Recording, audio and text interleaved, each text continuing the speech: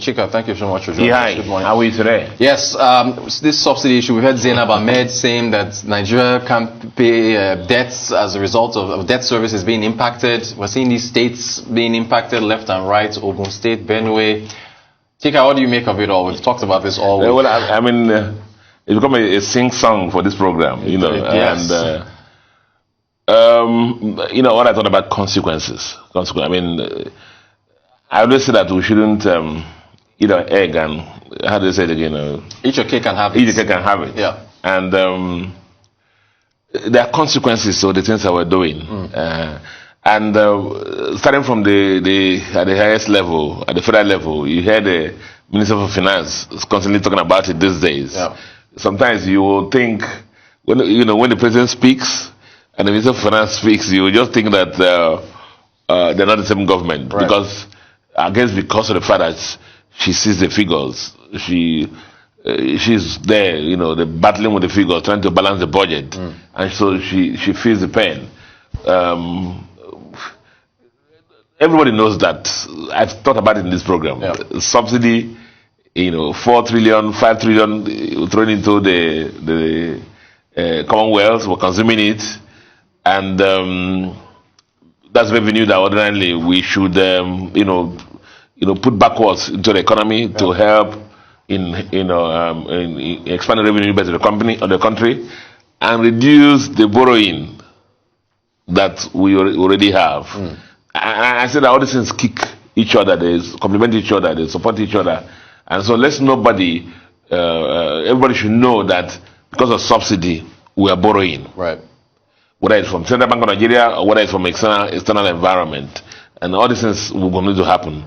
And because of the issue of subsidy now, you see what's happening to the states? Yes. You know, if you add to the states, remember what already I've been talked about in this program, that a lot of states depend on FAC allocation. Correct. Yes. They have little or no IGR, internally generated revenues. Now, for some of them who have IGR even now, security challenges, for example, this Benue State now, Benue State has about 2 million people in the internal camps. Yeah. So how would they pay tax? So internal generated revenue is almost nil. FAC allocation, NMPC for the last how many months are not contributed anything to the FAC allocation because of the issue of subsidy. So you see Ogun State also what is happening. See, I'm not having of doom. Yeah. But I want to assure you that as we move towards 2023, a lot of the governments, especially those whose governors are on their second term, right, will jettison, paying of salaries and then pension, as I've seen already. And it's going to be very increasingly difficult to meet these needs. That's the reality. The money is not going to be there. Oil, we're the only country now, out of all those who produce oil, who is not profiting from the boom in oil prices arising from the Russian-Ukraine war. Yeah. Every other country is building up their reserves, which will help their currency.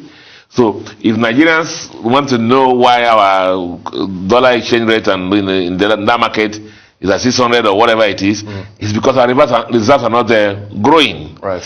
Meanwhile, our reserves are supposed to be growing because oil prices are going up, but they're not growing. Because the reserves are growing now, the central bank will be able to defend our currency with more dollars. Right. But that's not happening. So there are consequences. And everybody must understand that. So that when anybody is attacking one side or whatever, let everything be balanced. And I'm not on anybody's side, but I'm just saying that every analyst, every critic, everybody must be balanced. If you are criticizing something, understand the fact that on what side are you on subsidy?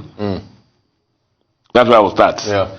Do you understand what's the reality that's happening? That our reserves are not growing because of the fact that as we are selling oil now at this high rate of $120 per barrel, we're turning around immediately to use it to import PMS to sell at below market. Those are the challenges. And the states are going to be increasingly going to be problems. Just watch out what's going to happen. Exactly. That was what I was... Watch out what's going to happen. You see Autumn has been, frank enough to admit it. A lot of other states are not owing back salaries, but I'm not talking about it. Exactly. You see, he's the yes. Yeah, it will be. In this program, we talk about us even the new minimum wage. Yeah. And the consequential adjustments arising from the minimum wage. A lot of the states have not done it. Right. So it's going to get worse between now and 2023. And I don't want to hazard a guess what will happen for those who take over power. It's going to be very difficult for them. Very difficult. Gosh. If I have a second, let me talk about the eco distribution. Yes, the disco, the vandalism of the assets. It's only in Nigeria that they will build roads, expressways. Yes. And again, go to the center and build barriers to prevent people from crossing the road. And not using the flyover, the overhead walkways. Yeah. It's only Nigeria. Yeah. We must be shepherded as goats and whatever. The 1 minute you see somebody crossing the road, the person will be hit by a car, the person dies. The next minute, people also will be calling to cross because it's not my portion, it's not my portion, it's not my portion. That's a Nigerian something. So it's going to continue like that. So we don't have, I don't know whether it is this love of the nation or what is causing this or the poverty mentality, because this is our commonwealth. Right. The power something is for commonwealth. The rail line is for commonwealth. Now, those who go and cut off the railway lines, have they thought about the fact that the train will derail, people will die, just for the fact that they want to earn a quick bucks? Yeah. So is that national mentality that's lacking in our country? Because you don't see that happening in other nations. Yeah. It just happens in Nigeria that people can just go there in the night, go and cut NEPA cables. So the whole community will not have light, and so they go and profit and sell the cables for pittance, for that matter. Yeah. So I guess that's what I'm saying, that when the bureaus in Nigeria, they have to cover, create something at the center, so they cover the whole thing, and is that the discos have to work towards that also. The underground cables, maybe now we'll start putting it about 10 stories high, so that before you can get there, you cannot touch it. Maybe that's what's going to start happening. But all these things increase the cost of construction or whatever we do. And even doing business in Nigeria. All right, business analyst Chika Mbona. Chika, thank you for taking us to this. I appreciate your time.